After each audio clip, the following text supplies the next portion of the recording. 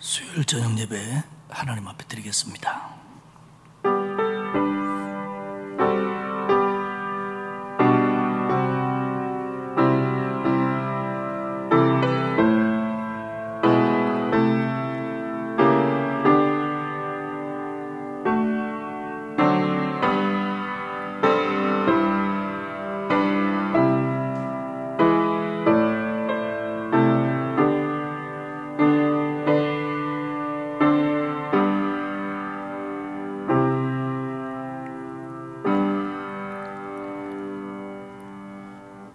우리를 구원하사 자녀 삼으시고 기쁘고 즐거울 때뿐 아니라 힘들고 어려울 때도 우리와 늘 함께 해주시는 하나님의 은혜와 사랑 감사를 드립니다.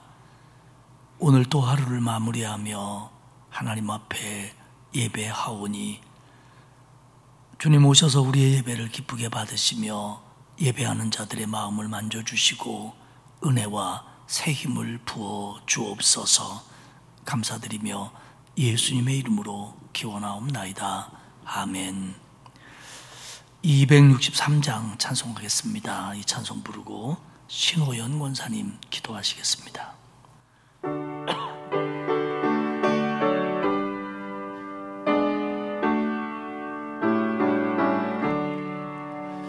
이 세상 험하고 나 비록 약하나 늘 기도 힘쓰며 금 권능 얻겠네. 주의 은혜로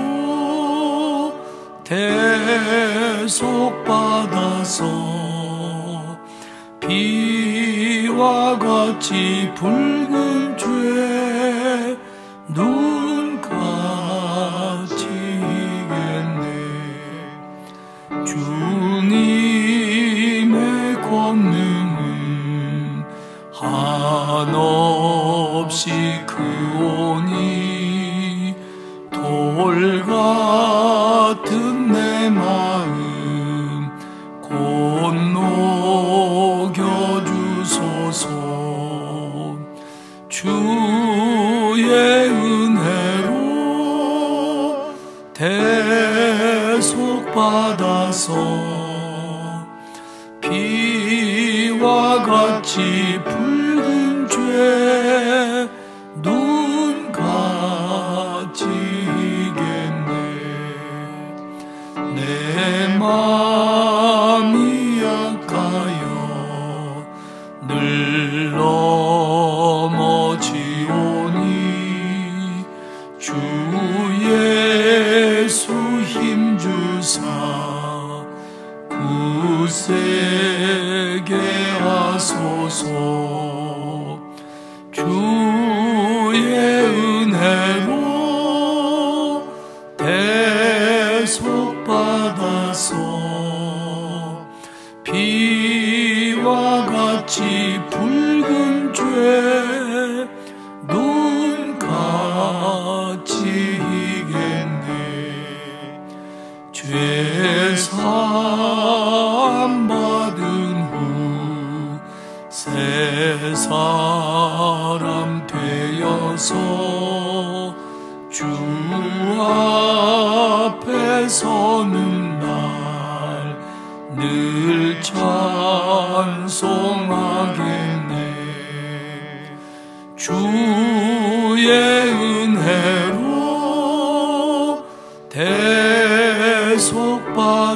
대속받아서 비와 같이 붉은 죄 눈 가지겠네.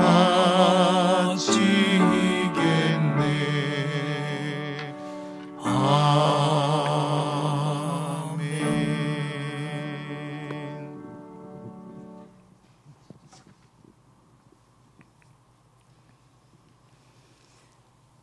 하나님 아버지 감사합니다. 모든 삶을 간섭하시고 인도하심으로 무사히 하루를 마치게 하시고 주님 전에 수요 예배로 모였습니다. 상한 갈대를 꺾지 않으시고 꺼져가는 등불을 끄지 않으시는 자비로우신 하나님을 기억합니다. 우리에게 주신 자녀도 하나님의 은혜요, 평범하게 살아갈 수 있는 모든 것이 하나님의 은혜입니다. 그 가운데서 살면서 벌써 창립 50주년을 맞았습니다. 많은 성도들을 불러 모으셨고 돌봐주셨습니다. 감사합니다. 이제 50주년을 기념해서 임직식을 가지려고 합니다. 모든 순서와 절차를 축복해 주시옵소서. 아멘. 형통함으로 은혜 가운데 아름답게 치러지는 예식이 될 수 있게 도와주시기를 원합니다. 아멘. 또 우리는 우리에게 맡겨주신 사명을 최선을 다해 정직하고 성결한 거룩한 삶으로 하나님의 뜻에 순종하는 삶을 온 마음으로 살아갈 수 있도록 도와주시옵소서. 아멘.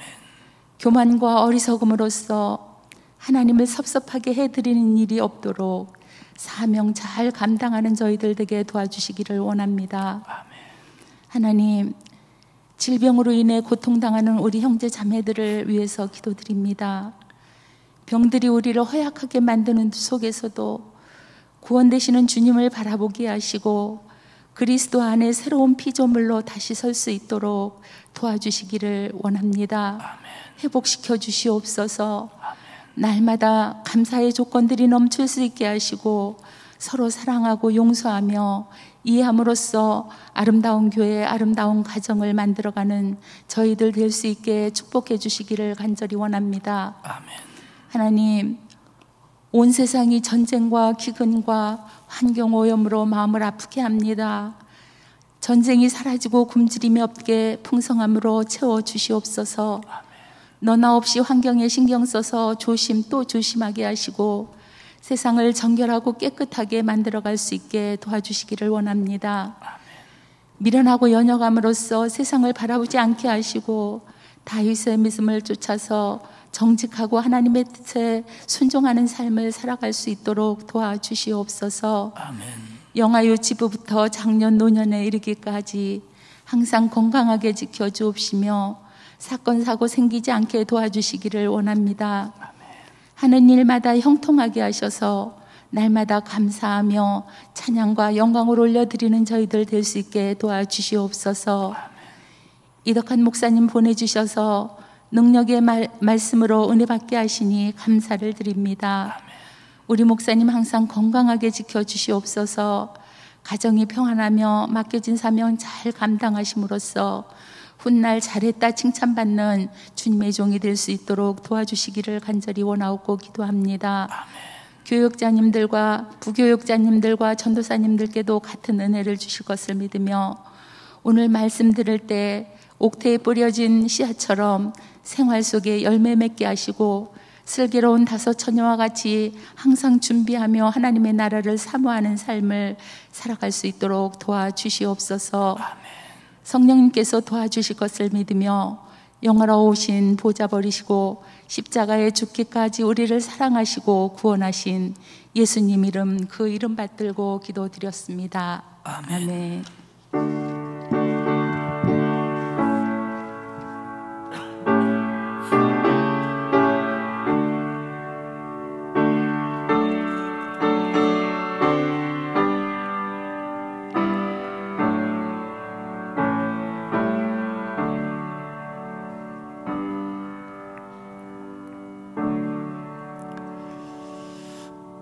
계속 광고하고 있는 것처럼 이번 주일 오후 예배에 창립 50주년 기념 임직 예식이 있습니다. 원로 장로, 명예 장로님을 초대하고 장로 취임, 장로 장립식이 있고 그리고 권사 취임, 집사 안수가 있습니다. 교회로서는 몇 년 만에 맞는 정말 감사하고 기쁜 큰 잔치입니다. 여러분들 모두 다 참석하셔서 또 축복도 하고 기도도 해주고 하는 그런 시간이 되시기를 바랍니다. 대상자들은 오후 2시에 모이도록 하겠습니다. 토요일 날 결혼식이 있습니다. 우리 장인원 장로님, 용은자 권사님의 장남 권능근의 결혼식이 6시 40분 라마다 서울 신도리 모텔에서 있습니다. 주보 참조해 주시고 교회에서는 5시에 출발하도록 하겠습니다. 하나님의 말씀은 역대상 16장입니다. 1절에서 20절까지 읽도록 하겠습니다. 교독합니다. 열왕기상 16장 1절에서 20절까지입니다. 여호와의 말씀이 하나니의 아들 예후에게 임하여 바하사를 꾸짖어 이르시되 내가 너를 티끌에서 들어 내 백성 이스라엘 위에 주권자가 되게 하셨거늘 내가 여로보암의 길로 행하며 내 백성 이스라엘에게 범죄하게 하여 그들의 죄로 나를 노엽게 하였은즉 내가 너 바하사와 내 집을 쓸어버려 내 집이 느바세 아들 여로보암의 집같이 되게 하리니 바하사에게 속한 자가 성읍에서 죽은즉 개가 먹고 그에게 속한 자가 들에서 죽은즉 공중의 새가 먹으리라 하셨더라. 바하사의 남은 사적과 행한 모든 일과 권세는 이스라엘 왕 역대지략에 기록되지 아니하였느냐? 바하사가 그의 조상들과 함께 잠에 디르사에 장사되고 그의 아들 엘라가 대신하여 왕이 되니라.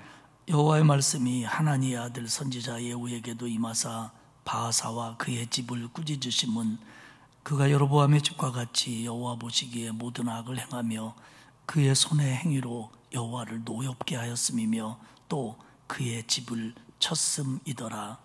유다의 아사왕 제26년에 바하사의 아들 엘라가 디르사에서 이스라엘의 왕이 되어 2년 동안 그 왕위에 있으니라. 엘라가 드르사에 있어 왕궁 맡은 자 아르사의 집에서 마시고 취할 때에 그 신하 곧 병거 절반을 통솔한 지휘관 시므리가 왕을 모반하여 시므리가 들어가서 그를 쳐 죽이고 그를 대신하여 왕이 되니 곧 유다의 아사왕 제27년이라.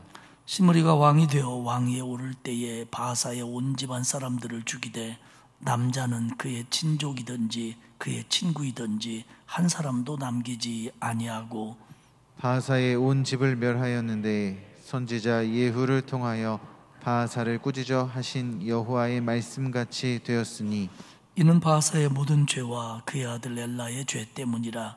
그들이 범죄하고 또 이스라엘에게 범죄하게 하여 그들의 헛된 것들로 이스라엘의 하나님 여호와를 노하시게 하였더라. 엘라의 남은 사적과 행한 모든 일은 이스라엘 왕 역대지략에 기록되지 아니하였느냐. 유다의 아상 제27년에 시므리가 디르하에서 7일 동안 왕이 되니라.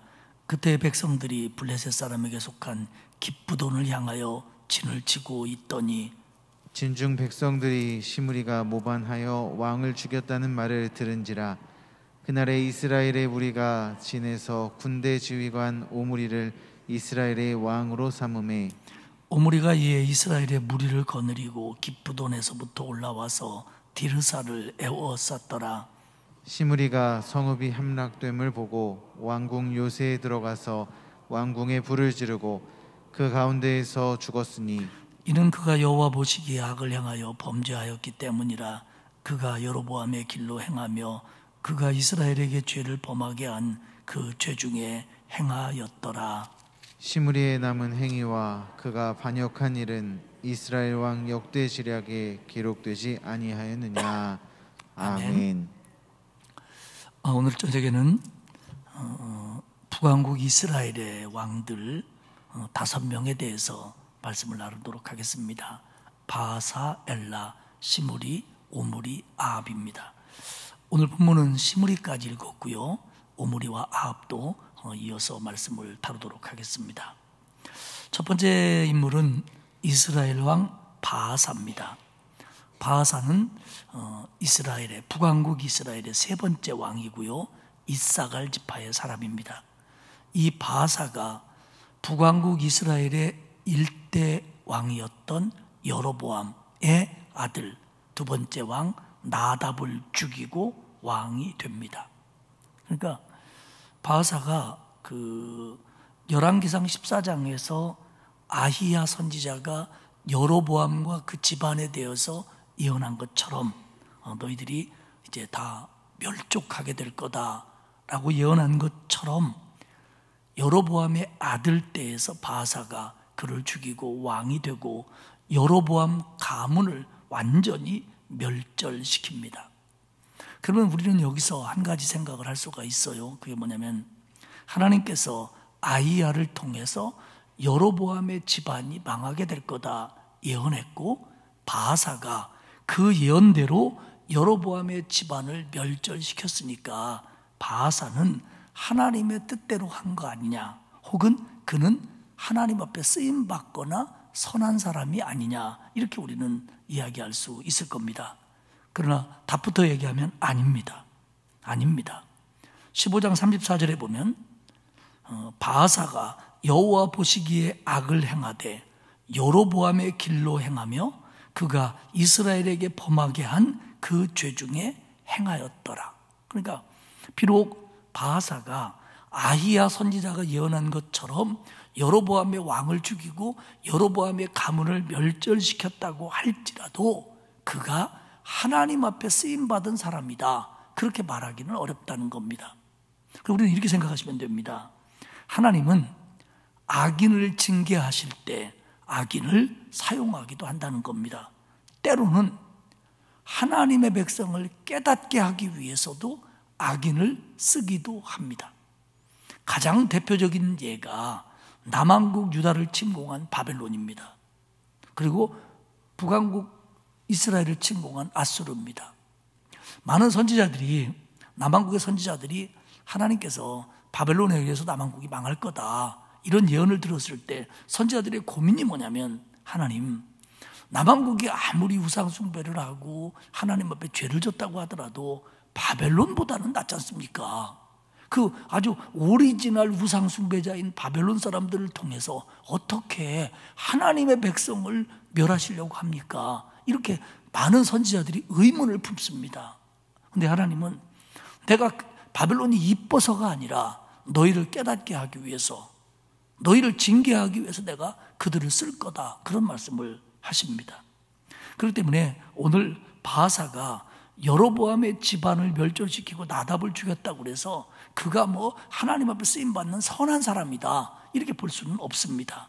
그러나 하나님은 역사 속에서 개인적으로 단체적으로 이런 일을 하시곤 했다는 겁니다.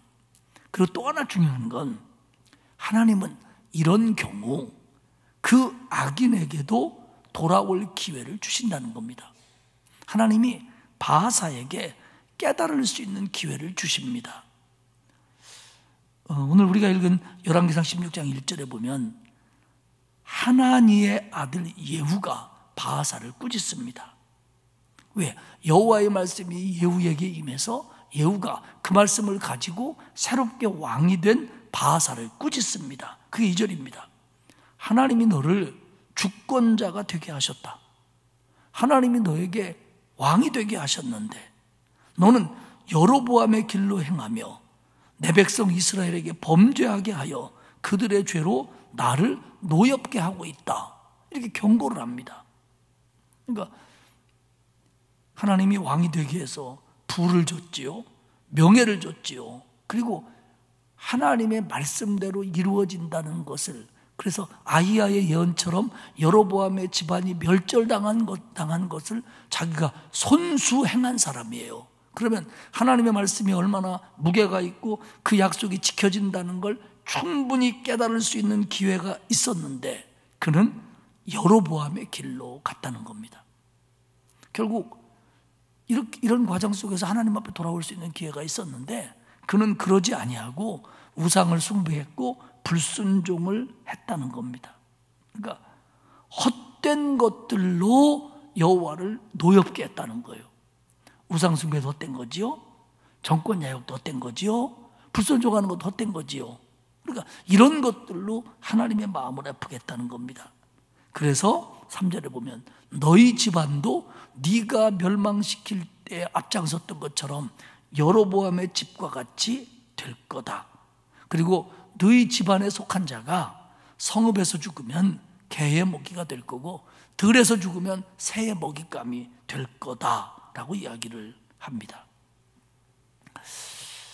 하나님은요, 하나님의 사람들에게, 또 많은 사람들에게 기회를 주십니다. 돌아설 수 있는 기회를 주시고요, 회개할 수 있는 기회를 주시고요, 돌아올 수 있는 기회를 주셔요. 근데 뭐 이 기회가 뭐 단 한 번만이다 이렇게 말할 수는 없지요. 그러나 이것이 계속되지는 않을 수도 있습니다. 그렇기 때문에 하나님께서 이런 은혜의 기회를 주실 때 바하사 같은 사람도 돌이켰어야 되고, 우리 신앙생활 한다고 하면서도 하나님 앞에 잘못하는 것이 있을 때 하나님이 돌아설 수 있는 기회를 주실 때 돌아서야 되는 겁니다. 그래야 우리가 하나님 앞에서 복되게 살 수 있어요. 순종할 수 있는 기회를 주실 때 순종해야 되고요, 은혜 받고 헌신할 수 있는 기회를 주실 때 헌신해야 맞습니다. 두 번째 왕은 이제 여로보암의 아들을 죽이고 왕이 된 바하사의 아들 엘라 왕입니다. 7절에 보면 그런 얘기를 해요. 하나님이 예후를 통해서 바하사를 그렇게 꾸짖으신 것은 그가 여로보암처럼 여호와 보시기에 모든 악을 행했기 때문이다. 그래서 그가 하는 짓 때문에 여호와를 노엽게 했기 때문에 하나님이 예후를 통해서 그렇게 계속 말해 준 거다. 그러니까 결국 뭐예요? 우상 숭배했죠. 그리고 행동으로 불순종하잖아요. 이게 하나님이 노여웠다는 거예요. 그걸 보고 하나님이 화가 나셨다는 거예요. 그리고는 이제 그의 아들 엘라가 왕이 됩니다. 이 엘라는 바하사의 아들로 북왕국 이스라엘의 네 번째 왕이에요. 그런데 2년밖에 통치를 못합니다. 그가 왕이 될 때 유다는 아하사 왕이 26년째 지금 다스리고 있어요. 근데 그가 그 최후가 얼마나 참 어리석었냐면, 엘라가요 9절에 보면 엘라가 디르사에 있어. 디르사는 조금 있으면 이제 사마리아로 북왕국 수도가 천도가 됩니다만은, 그렇게 북왕국 수도가 사마리아가 되기까지 북왕국의 행정 중심지 수도가 디르사입니다. 디르사에 있는데 그때 왕궁 맡은 자 아르사, 디르사의 아르사, 짠 것 같아요. 이 아르사의 집에서 마시고 취할 때에 그의 신하 곧 병거 절반을 통솔한 지휘관 시므리가 왕을 모반하여, 그리고 그 시므리가 왕을 쳐 죽이고 왕이 됩니다. 생각해 보세요. 바하사가 반란을 일으키고 왕이 됐어요. 그리고 그 왕의 아들이 엘라가 왕이 됐어요. 그러면 지금 정권이 불안해요. 어떤 사람이 내 편인지 모를 때예요. 그런데 이게 얼마나 방탕했냐면, 왕궁에서 술을 먹고 취해서 쭉 뻗으셨다면 그래도 뭐 경호실도 있고 뭐 보안도 있고 그럴 거 아니에요. 근데 이 사람이 얼마나 정신없고 방탕한 사람이냐면, 어떻게 신하네 집 가서 술 먹고 거기서 취해 있다가 거기서 부하한테 죽어요. 이 참, 자기 아버지가 쿠데타를 통해서 왕이 됐는데 이 불완전한 정권, 정통성도 없는 정권을 쥐고 있는 사람이 이렇게 안이하게 대처를 하고 있어요. 그것도 술 먹고. 이런 사람은 술 먹고 취했다는 게 아니라 술 먹고 자빠진 거예요. 지금 이게 술 먹고 자빠졌다가 이렇게 된 거예요. 그러니까 그때는 뭐 물론 경호병 몇 명이 따라갔겠지만 그거 뭐 자기 편 만들기도 쉽고 해치우기도 쉽고 이런 상황이잖아요. 만약 이 사람이 왕궁에 있었다면 이렇게 쉽게 죽지는 않았을 거예요. 그런데 이 엘라가 시므리라고 하는 사람에 의해서 신하 아르사의 집에서 살해를 당합니다. 그리고 시므리가 그를 쳐 죽이고 왕이 돼요. 왕이 됩니다. 그리고 그는 왕이 되자마자 다시 반대의 공격을 받지 않으려고 바하사의 집안에 온 식구를 죽이는데, 남자는 친족을 다 지키고요, 심지어는 친구들까지 그 전 왕과 가까운 사람들을 싹 죽입니다. 왜? 자기 정권을 지키려고. 이게 시므리예요. 시므리예요. 그러니까 결국 여로보암의 집도 2명 왕노릇했고, 바하사의 집도 바하사 엘라 요 부자만 왕에 잠깐씩 앉았다가 결국 이렇게 반란에 의해서 두 번째 망합니다. 그러면서 이제 왕으로 오른 사람이 시므리예요. 시므리가 북왕국 이스라엘의 5대 왕입니다. 그는 사실 군인이었어요. 그를 설명하기를 9절에 보면 병거 절반을 통솔하는 지휘관이었다는 거예요. 그러면 하여간 최고 사령관이다라고 볼 수는 없지만 굉장한 군대의 고위 장성입니다. 그러니까 부하도 있었겠죠. 그래가지고 16장 15절에 보면 유다 왕 아하사 제27년에 시므리가 디르사에서 몇 년 동안? 며칠 동안? 7일 동안 왕이 되니라. 하긴 우리나라에도 3일천하가 있었습니다만 왕이 된 건 아니죠. 근데 시므리는 7일 동안 왕 노릇하고 죽습니다. 그러니까 이 사람이 북왕국의 5번째 왕인데 왕조가 바뀐 거, 그러니까 아버지에서 아들, 손자, 형제 이렇게 왕으로 내려가는 왕조가 바뀐 게 벌써 3번째입니다. 지금 5명 지날 동안 3번 뒤집혔어요. 쿠데타로 죽이고 죽고 하는 걸로. 이때가 주전 885년경으로 봅니다. 시므리가 자기 군사 조금 있었겠죠. 그리고 왕을 죽이기 쉬운 대신의 집에서 술 먹고 널브러졌을 때 가서 왕을 죽이고 측근들을 죽이고 그의 친척들을 죽이고 친구들을 죽이고 싹 디르사를 정리합니다. 그리고 디르사를 차지하지요. 그리고 왕이 된 겁니다. 그런데 이때 야전군들은, 그리고 이스라엘의 주력 부대는 어디 있었냐면 블레셋 깁부돈에 진을 치고 블레셋과 싸움 중이었습니다. 그런데 이 깁부돈이 블레셋이라고 하는 곳이 그 이스라엘 북쪽 아닙니까? 그런데 이 북왕국과 좀 마찰이 많이 있는 지역이라 여로보암의 아들 2대 나답도 깁부돈에서 전투를 했다고 하는 기록이 있었습니다. 그러니까 그때부터 계속 이곳이 이렇게 첨예하게 마찰이 있고 싸움이 잦은 곳이에요, 블레셋과. 그러니까 그때 이스라엘의 주력 군대는 오므리라고 하는 사령관에 의해서 깁부돈에 가서 싸우고 있었단 말이에요. 근데 그 깁부돈에서 싸우고 있는 야전군이 들으니까 지금 디르사에서 그 후방을 담당하고 있는 시므리가 왕을 죽이고 왕이 됐다라는 얘기를 오므리가 시므리 오므리 하여간 이름이 조금 그래요. 뭘 그렇게 오므렸는지 그냥 하여간. 그러니까 오므리 군대가 들으니까 말도 안 되는 거예요. 아니 집 가진 놈들이 무슨 저희가 있다고 왕을 죽이고 지들이 왕이 돼? 왕이 되려면 우리 사령관 오사령관이신 오므리 씨가 돼야지. 그래가지고 자기들은 우리는 그거 소용없다.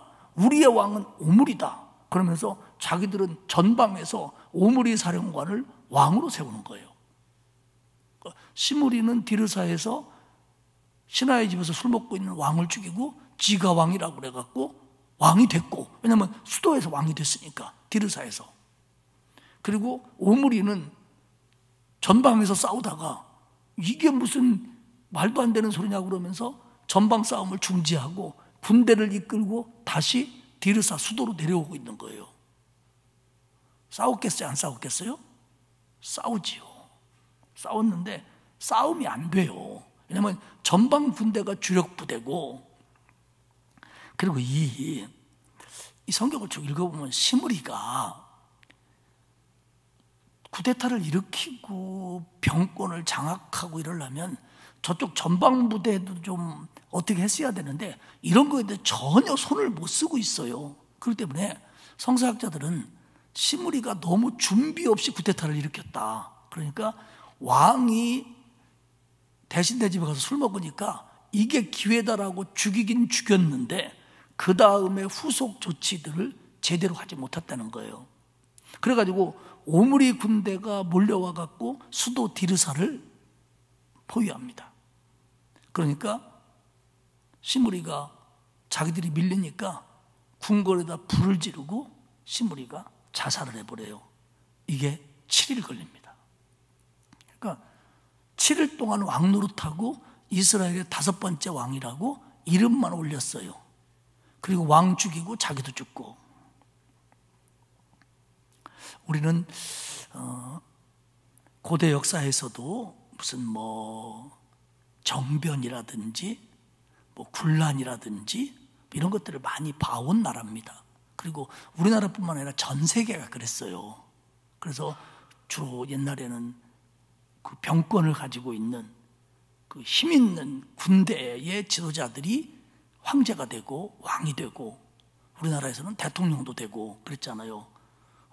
제가 이 참 수도를 에워싸고 전방 부대를 데리고 오고 이런 거에 대해서 제가 할 말이 참 많은 사람인데, 이게 참 국가기밀에 속하는 거라 제가 얘기를 좀 아끼겠습니다. 왜냐하면 11.6 때 제가 그 현장에 수도경비사에 있었으니까요. 그래가지고 여러분이 알고 있는 그분들, 나중에 대통령도 하신 분들이 전방 부대까지 해서 서울까지 밀려 들어오고, 우리는 서울 안에서 육군참모총장 편에 들어서 왜 뭐가 몰려왔는지도 모르고 무장하고 있다가 안에서 작은 쿠데타가 일어나서 지휘자들이 무장해제가 되고, 다음날 밖에 있던 사령관이 우리 사령관으로 들어오고, 나중에 이분은 대통령이 되시고, 이런 것들을 제가 군대 3년 동안 겪었습니다. 저는 군대에 있으면서 실탄을 그 사격장에 가기 전에는 한 번도 안 받아봤어요. 근데 그날 저녁 실탄을 주더라고요. 근데 그때가 11.6 이후에 계속 비상이 걸려있기 때문에 그것도 그냥 비상의 일환인 줄 알았어요. 그리고 그날 오후에 한남동 쪽에서 막 총소리가 나고 그런다고 그래갖고 수병사 군인들이 그쪽으로 갔었는데, 우리 냉번에서 갔다 온 사람이 거기서 뭐 총소리가 나고 총을 쐈다 그러길래 우리가 서울 시내에서 무슨 총을 쏴 뻥도 호지간히 친다고 이랬어요. 그랬더니 정말 한남동 쪽에 있는 공간들 속에서 정말로 총격전이 있었고, 그날 밤 12.12죠. 몰려와가지고 안에 무장해제 당하고, 그리고 사령관이 바뀌고 정권이 바뀌고, 그래가지고 그 뒤로요, 수도경비사가 국가기밀인데 이거 이름만 번드릇하면 뭐하냐, 서울도 제대로 못 지키면서, 그래가지고 병력을 늘립니다.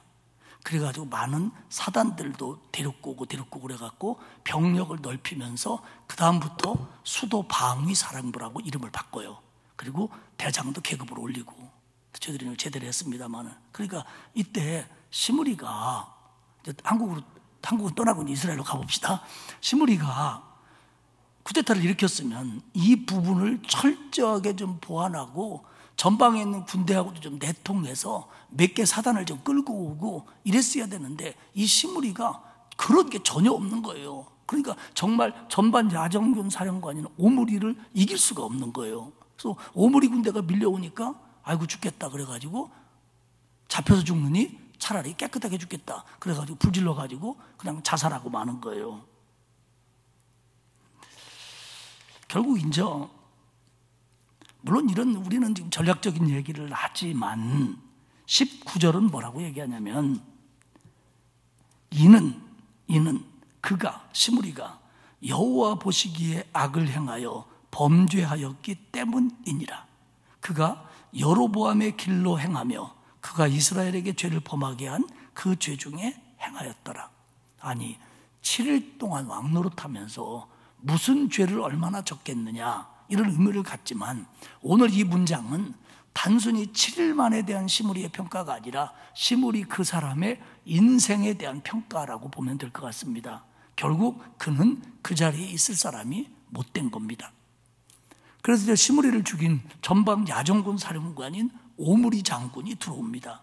그러면서 6번째 북왕국 이스라엘의 왕이 되고 4번째 북왕국 왕조가 시작됩니다.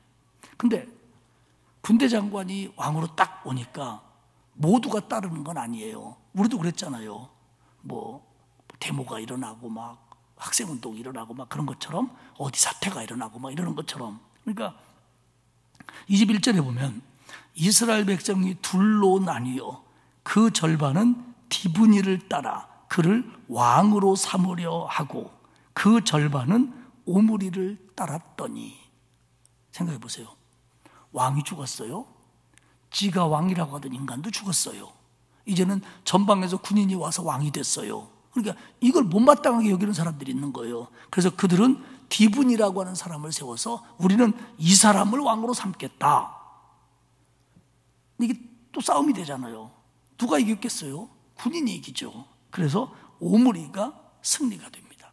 근데 여기를 성경은 단 한 절로 절반으로 나누어서 이렇게 다퉜다라고 말하지만 성경학자들은 이 기간을 5년으로 봅니다. 이스라엘 내전을.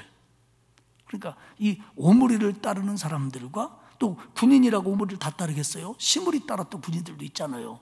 그러면 반작용으로 이들은 디브니를 따랐겠지요. 그러니까 이 내전이 5년 정도 가는 겁니다.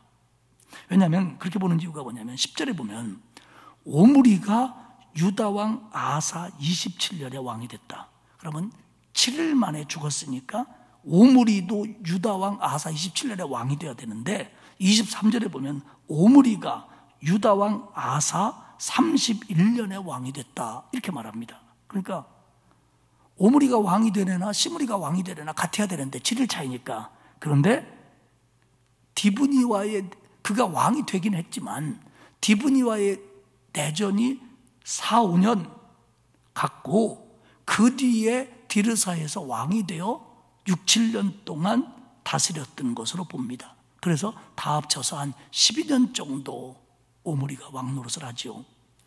사울이 죽고 나서 다윗이 왕이 되는데 다윗이 단번에 통일왕국의 왕이 되는 게 아니에요. 다윗이 처음에는 헤브론에서 유다 지파의 왕이 됩니다. 유다 지파의 왕이 되어서 7년 반을 반쪽짜리 왕 노릇을 합니다. 다윗이. 그러다가 이제 그 다른 지파들까지 다 흡수해서 다윗을 따르게 되어서 그런 통일 왕국의 왕이 되는 것은 다윗이 헤브론에서 유다 지파의 왕이 된 지 7년이 지나서 왕 노릇을 합니다. 그러니까 그런 경우예요. 여기도 지금 이런 경우입니다. 그러니까 오므리가 스므리를 죽이고 그리고 뭐 디브니를 어떻게 하고 바로 왕이 된 게 아니고 그 내전이 5년 이상 간 걸로 봅니다. 그리고 오므리가 이제 왕이 됐어요. 6대 왕으로. 그는 첫 번째 한 일이 수도를 디르사에서 사마리아로 옮깁니다. 왜냐하면 디르사는 아무래도 시므리 사람들을 따르는 사람들도 많이 있는 곳이고 또 거기에 전쟁의 흔적들이 남아있기 때문에 돌아옵니다. 태조 이성계가 조선을 세우면서 그 고려의 핵심 부분인 그 왕씨들의 도시인 송악에서 전도를 하는 거와 비슷한 현상이라고 보면 돼요. 그러니까 이렇게 사마리아로 옮깁니다. 그리고 이 사마리아는 실제적으로 군사적으로 상업적으로 요충지였습니다. 그리고 이 사마리아는 오므리가 옮긴 뒤로 북왕국 이스라엘이 망할 때까지 북왕국의 수도입니다. 오므리는요 나름대로 굉장히 유능한 통치가입니다. 그리고 장군 출신답게 군사적인 전략가예요. 실제적으로 성경이 아닌 그 아시리아, 아수르의 기록에 의하면 이스라엘 땅을 그들의 공식 기록에 뭐라고 부르냐면 오므리의 땅이라고 기록된 자료가 지금까지 남아 있습니다. 그러니까 이 아수르의 자료들에는 고대 자료들에는 이스라엘이라고 부르지 않고 거기는 오므리의 땅 이렇게 호칭을 합니다. 그 기록이 아직도 남아 있어요. 그러니까 오므리가 그만큼 북왕국 이스라엘에 미친 영향력은 굉장히 컸다는 겁니다. 그리고 실제로 오므리는 성경 밖에 있는 기록들에서도 발견이 될 정도예요. 외교적으로, 정치적으로 업적이 많은 사람입니다. 근데 성경은 야박하게도 이렇게 얘기합니다. 25절에 보면 여호와가 오므리가 여호와 보시기에 악을 행하되 그 전에 모든 사람보다 더욱 악하게 행하여. 26절에 보면 느밧의 아들 여로보암의 모든 길로 행하며 그 죄 중에 행하여 그들의 헛된 것들로 이스라엘의 여호와를 노엽게 했다.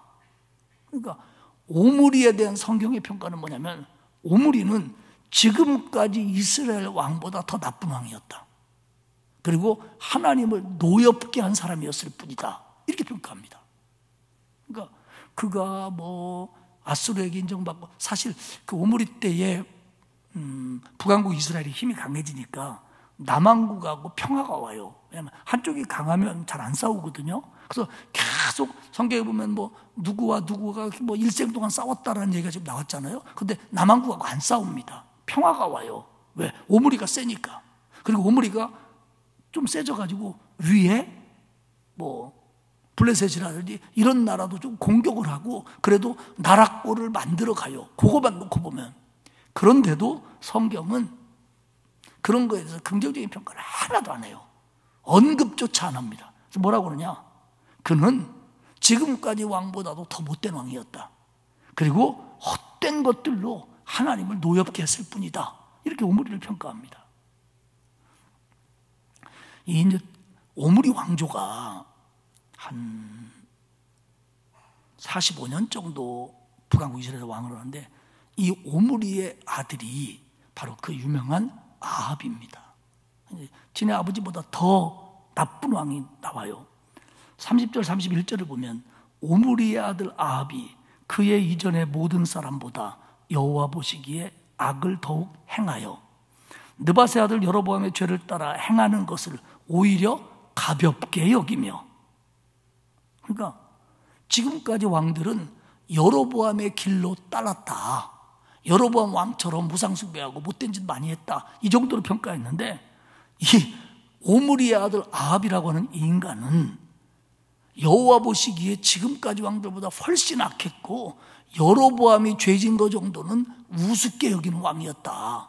그러면서 그가 시돈 사람의 왕 엘바알의 딸 이세벨을 아내로 삼고 가서 바알을 섬겨 예배하고.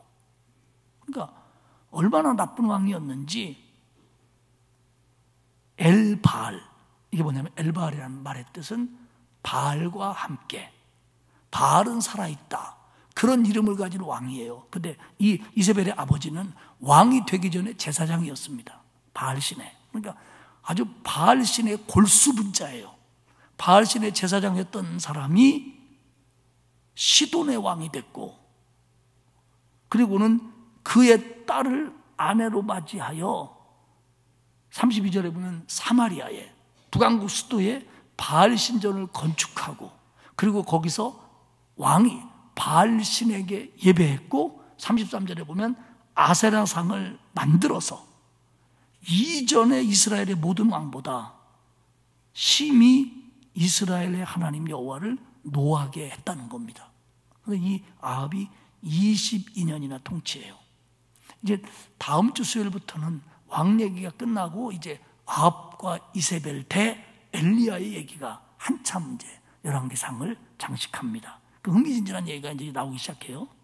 근데 역시 아합도 오므리처럼 힘 있는 왕이어서 유다와 평화했고요, 국력이 강했고요, 경제적으로 번영합니다. 그러니까 오므리, 아합, 아하시아, 여호람, 이 4대가 45년 동안 왕노릇하면서 나름대로 북왕국을 그럴듯하게 만들어가요. 근데 성경은 아니라는 거예요. 그들은 전보다 더 나쁜 왕이었고 하나님을 쓸데없는 것들로 노엽게 만든 사람들일 뿐이다, 이렇게 평가합니다. 철저한 바알 숭배의 나라 시돈. 그러니까 그 이스라엘 북쪽에 지중해 쪽에 있는 도시들이잖아요. 그 시돈의 엘바알의 딸을 맞이할 정도니까요. 나중에 이 엘바알이 시돈하고 피니케아까지 이제 지배를 하지요.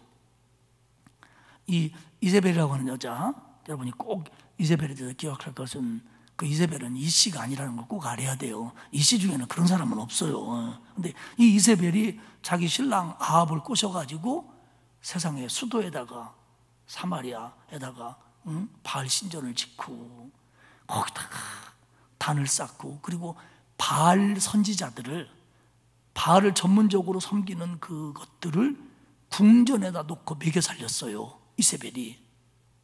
완전히 말하자면 제사장들이 성전에서 먹고 사는 것처럼 그것들을 궁전에다가 데려다가 먹여 살려요. 근데 아합이 어떤 사람이냐면요, 그 단과 베델에 있었던 금송아지를 섬기는 걸 통한 왜곡된 여호와의 신앙을 부정한 게 아니에요. 그는 여로보암의 길을 따라서 단과 베델에 있는 금송아지를 통해서 이게 여호와를 섬기는 거다도 했어요. 그리고 사마리아에다가는 바알을 져놓고 바알을 섬기는 거예요. 이게 뭐냐면 잘못된 신앙을 가지면 그 신앙은 더 잘못된 길로 가기 마련이에요. 만약에 그 여호와를 섬기는 신앙이 그 여로보암 스타일이 아닌 그 금송아지 놓고 이게 뭐 우리를 인도한 신이다, 이것도 하나님 믿는 방법이다, 이거 아니고 정말 제대로 된 신앙생활을 했다면 이세벨하고 결혼할 리가 있겠어요? 근데 이게 신앙이 엉터리다 보니까 그렇게 됐고 그 사람이 하자니까 따라서 이렇게 되는 거예요. 결국 하합 때 이제 이스라엘은 영적으로 최악의 길로 가게 되는 거지요. 말씀을 마치겠습니다.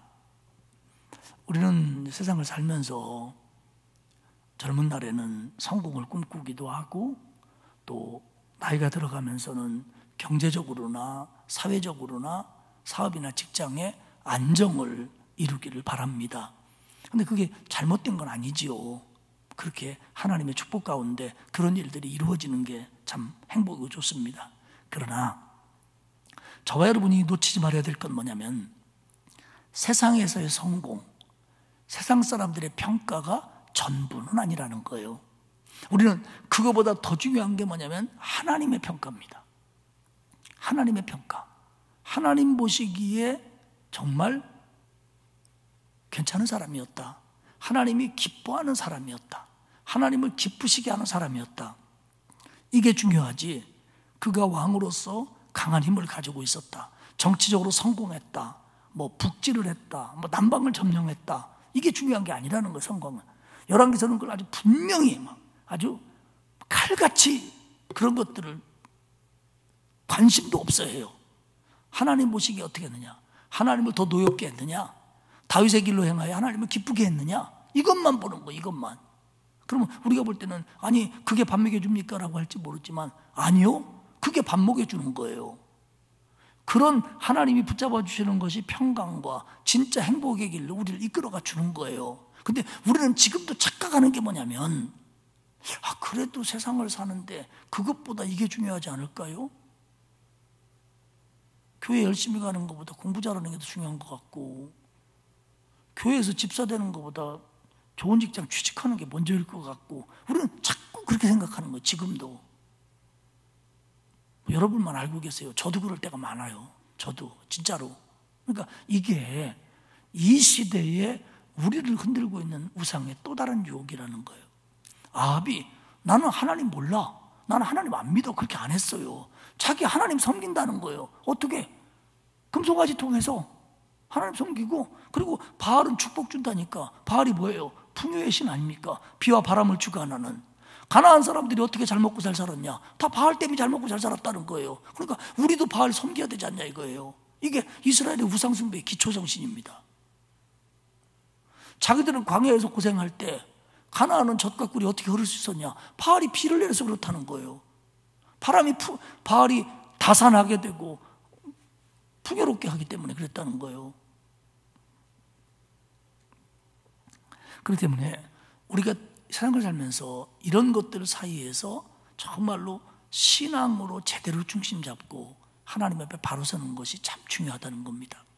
하나님은 우리가 잘못 생각할 수 있고 잘못 행할 수 있기 때문에 우리에게 은혜를 주시면서 기회를 줘요. 깨달을 수 있게 하고, 또 어떤 게 중요한지 분별할 수 있는 은혜도 주고, 그리고 돌아설 수 있는 은혜도 주고, 이런 것들을 우리에게 주십니다. 근데 그 은혜를 우리가 받으면서 그렇게 해야 되는데, 은혜 따로 있고 돌아서는 것 따로 있고 하다 보면은 우리는 이 은혜가 오는 것에 대해서 둔감해져요. 그래서 하나님의 은혜를 줘도 은혜인 줄 모르는 거예요. 그러니까 더 못 변하지요. 하나님 우리에게 돌아설 수 있는 기회도 주시고요, 순종할 수 있는 기회도 주시고요, 그리고 헌신할 수 있는 기회들을 주시는 거예요. 그래서 우리도 부족하고, 이 시대의 북한국이나 남한국이나 바알의 유혹이라는 것은 우리가 생각하는 것보다 훨씬 이겨내기 힘든 거였어요. 왜냐하면 그거는 뭐 쾌락적인 것도 없지 않아 있지만 일단은 풍요롭게 한다니까. 잘 먹고 잘 살게 해준다니까. 이게 옛날이나 지금이나 얼마나 큰 유혹입니까? 그러니까 이겨내기 어려운 유혹이었어, 사실. 근데 그런 것들 속에서도 하나님의 사람들은, 그리고 바로 선 사람들은 그런 유혹들을 이기며 하나님 앞에 바로 서서 하루하루를 살아갔다는 거죠. 그리고 그럴 때 하나님이 그들을 붙잡아 줬으며 그들을 잘했다 칭찬했고 다윗의 길로 걸어간 사람들이다, 이렇게 이름 붙여 줬다고 하는 겁니다. 사랑하는 여러분, 우리도 지금 이 시대가 다윗의 길을 따라가는 것보다 여로보암의 길로 가는 것이 훨씬 더 매력적이고 유혹적이고 편할 수 있어요. 하나님을 섬기지 않고 우상을 숭배하고요. 아니, 그 우상을 숭배한 동기가 뭐냐면 풍요라니까요. 풍요, 안전, 풍요. 그러니까 여호와 하나님은 군대의 신이라 광야 40년 동안 지켜줬고 임무 끝내시고 딴 데로 가셨고, 이 동네는 바알이 비와 바람을 주관하는 신이니까 그 여호와의 신도 뭐 잊지 못할 것 같으면 섬기고 여기서는 바알한테 잘해야 복을 받아. 이게 가나안의 신앙이거든요. 그러니까 이게 굉장히 그들로서는 유혹적이고 메리트가 있었던 거예요. 근데 열왕기서 기자는 평가하잖아요.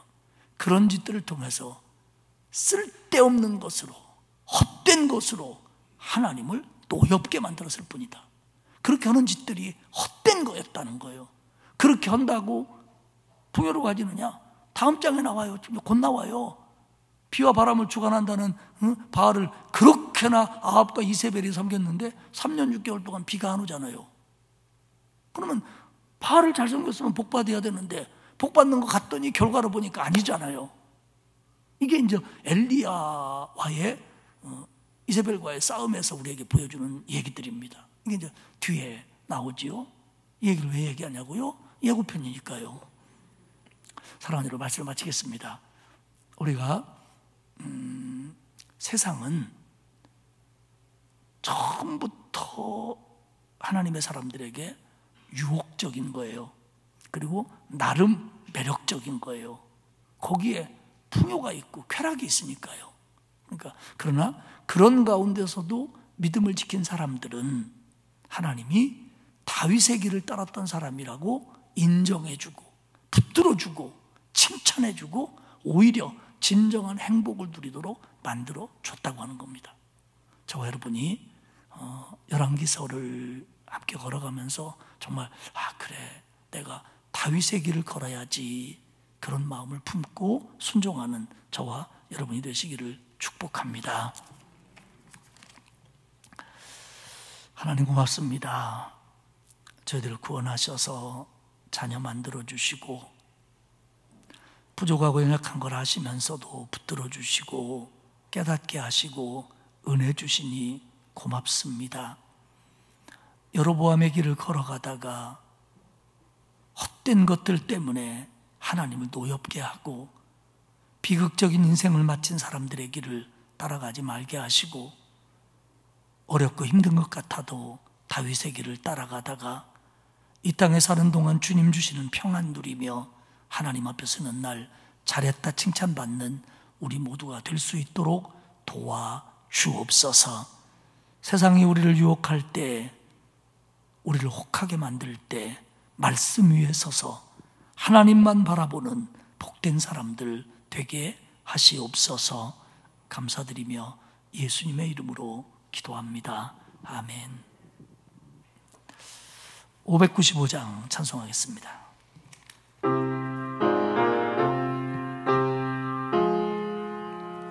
나 맡은 본분은 구주를 높이고 분영혼 구원 얻도록 잘 인도함이라. 부르심 받들어 내 형제 섬기며 구주의 뜻을 따라서 내 정성 다하리. 앞에 모든 일 잘 행케 하시고 이후에 주님 배울 때 상 받게 하소서. 나 항상 깨어서 늘 기도드리며 내 믿음 변치 않도록 날 도와주소서.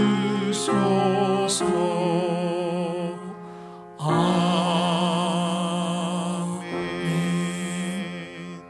기도하겠습니다.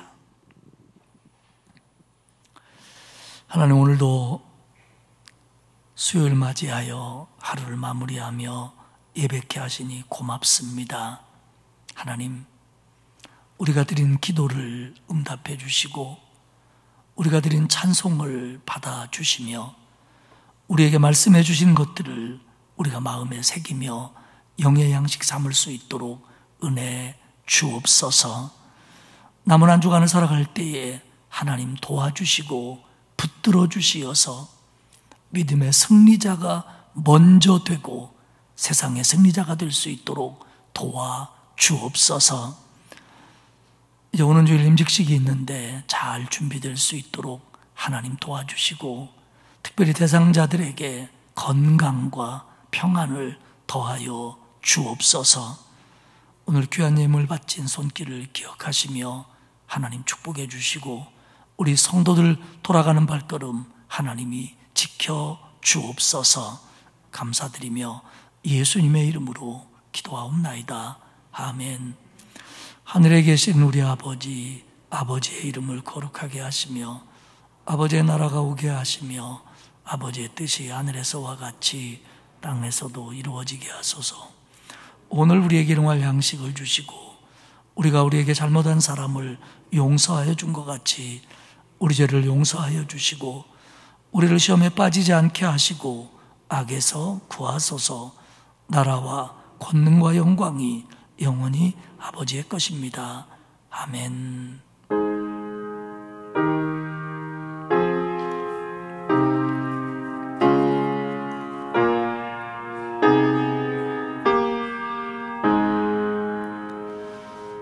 오늘 말씀 붙들고 하나님, 나도 부족하지만 다윗의 길로 걷게 하옵소서. 다 같이 한음성으로 기도하겠습니다.